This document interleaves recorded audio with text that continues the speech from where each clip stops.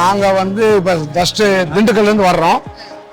எனக்கு பார்த்தீங்கன்னா பல கண்ட்ரி வந்து நாங்கள் தம்பி எம்பிபிஎஸ் சேர்த்துறதுக்காக முயற்சி பண்ணிக்கிட்டு இருந்தோம். அவர் வந்து இந்த ஐரா ஓவர்சீஸை பற்றி சொல்லிட்டு மிஸ்டர் அவினாஷ் சார் வந்து எங்கள் ஊர் அவினாசியிலிருந்து வந்திருக்காரு. அவர் வந்து நல்லபடியாக செயல்படுத்தி கொண்டுட்டு போயிருக்கிறாரு.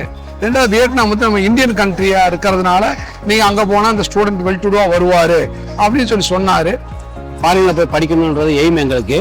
ஸோ அதுக்காக யூடியூப்பில் சர்ச் பண்ணுறப்ப மோஸ்ட் ஆஃப் த வீலாக்ஸ் பார்த்தீங்கன்னா ஐராவாக தான் வந்தது. நிறையா கண்ட்ரிஸ் பார்த்தோம், சர்ச் பண்ணோம், எதுவும் எங்களுக்கு ஒரு சாட்டிஸ்ஃபேக்ஷனாக இல்லை.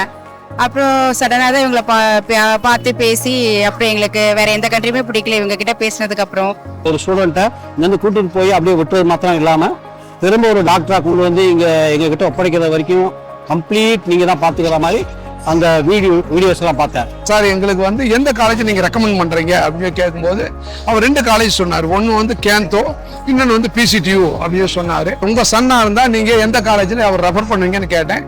நான் கண்டிப்பாக பிசிடியூ தான் சார் சேர்த்துவேன். அந்த காலேஜ் வந்து அவ்வளோ நல்ல காலேஜ். ப்ரௌடாக ஃபீலாக இருக்குங்க. மற்ற காலேஜில் இல்லாத ஸ்காலர்ஷிப் வந்து நம்ம காலேஜில் இருக்குது. அதை நினச்சி நான் ப்ரௌடாக இருக்கேன். மற்ற கண்ட்ரி கம்பேர் பண்ணும்போது வியட்நாம் ரொம்ப நல்லா இருந்துச்சு. இந்தியன் ஃபுட்டு எல்லாமே நல்லா இருக்கு. உங்களுக்கு ஆல்ரெடி தெரிஞ்ச இன்ஃபர்மேஷன் தான். இந்தியாவை கம்பேர் பண்ணுறப்ப இங்கே வந்து ஐரா கொடுக்குற இந்த வியட்நாமோட எஜுகேஷன் ரொம்ப காஸ்ட் கம்மியாக இருந்தாலும் பெஸ்ட் குவாலிட்டியாக கொடுக்குறாங்கன்ற இன்ஃபர்மேஷன் எனக்கு தெரிஞ்சது. ஸோ நாங்கள் ஐராவை சூஸ் பண்ணி வியட்நாம் கண்ட்ரியும் செலக்ட் பண்ணோம். தேங்க்யூ. Thank you madam. தேங்க்யூ.